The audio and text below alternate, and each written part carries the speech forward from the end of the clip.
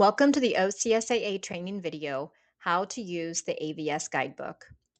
In this video, you will learn how to access the AVS Guidebook in the resources section of the new AccrediTrack portal, what major features are included, and how to get support if you still have questions. When you are logged in to your school's AccrediTrack portal, in the main dashboard, you can scroll down to the resources tile to find all OCSAA resources. At any time, you can also go to the top purple banner and click Actions, and then click Resources. There is a plethora of resources here for schools, especially schools involved in self-study. The best way to find a resource is to search. You can type AVS in the search box and find the OCSAA AVS Guidebook. The top two pictures are also important resources that we will discuss.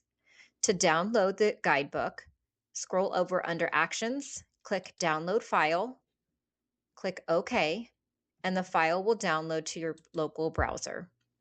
Go to your browser downloads folder, click the AVS Guidebook, and it will open in your browser or your PDF viewer.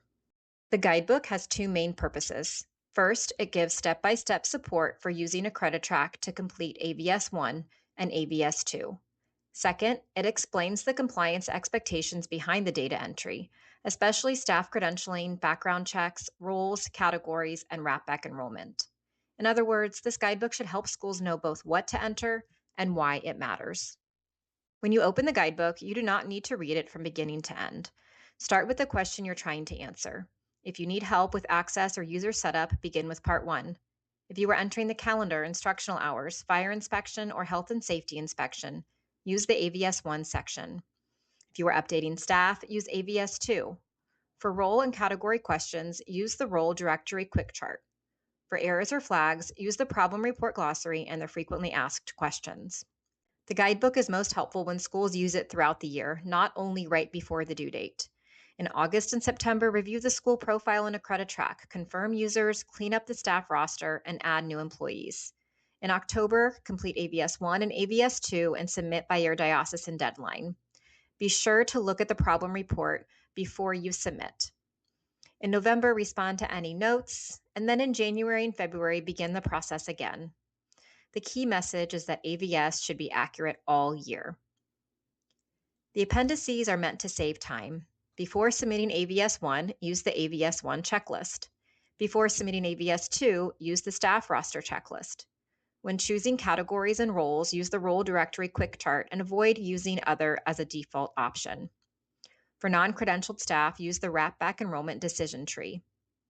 When a problem report, which you should always run before submission, flags an issue, use the problem report glossary. The FAQ and legal guidance reference pages are also there to help answer common questions and point schools back to current state requirements.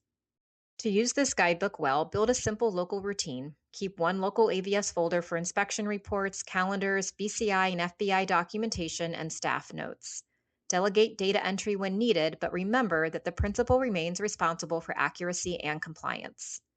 Generate reports and fix problem messages before clicking Submit. And ask early.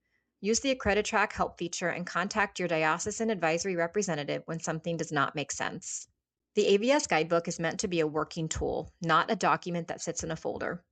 Start with the guidebook, confirm information against your local school records and diocesan guidance, and ask early when you are unsure.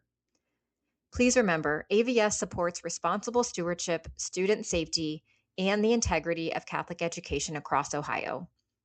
Thank you for using this resource carefully and for your patience as we continue to improve the process together.